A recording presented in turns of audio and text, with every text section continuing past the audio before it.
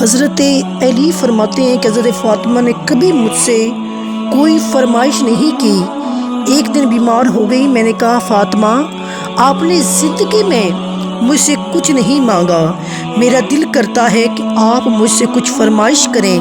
حضرت فاطمہ کہنے لگی اے علی اگر ایک انار مل جائے۔ مولا علی فرماتے ہیں میں بازار گیا، ایک انار خریدا، 1 دینار تھا میرے پاس۔ انار خرید کے میں جب واپس پلٹا نا تو ایک بوڑھا شخص علی کے پاس آیا، یا علی میں بھوکا ہوں، کچھ کھانے کو دے دیں۔ حضرت علی فرماتے ہیں کہ میرے پاس 1 ہی دینار تھا جس کا انار میں نے خرید لیا تھا۔ اسی وقت وہ انار نکالا، اس شخص کے ہاتھ پہ رکھا اور بوجھل قدموں سے جب میں گھر میں داخل ہوا نا تو پاک رسول کی پاک بیٹی، عزت والے رسول کی عزت والی بیٹی نے جب میرا اترا ہوا چہرہ دیکھا تو کہنے لگی علی پیسے اللہ کے راستے میں دے کے آئے ہو؟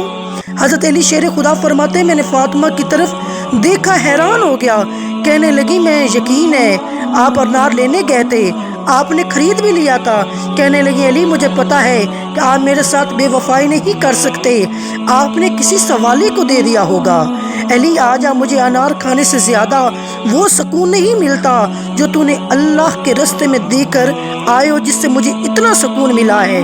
مولا علی فرماتے ہیں صبر کر کے میاں بیوی بیٹھ گئے، دروازے پر دستک ہوئی۔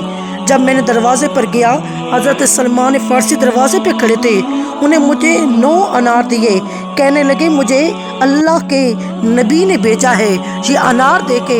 حضرت علی فرماتے ہیں کہ یہ ہمارے نہیں کسی اور کے ہیں۔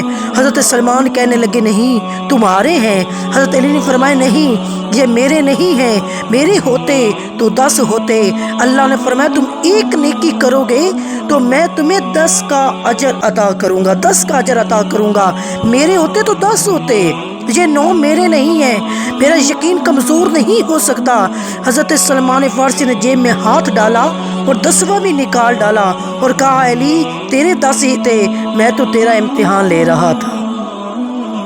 یقین کی دولت زنجیریں کاٹ دیتی ہے، یقین کی دولت انسان کو نواز دیتی ہے۔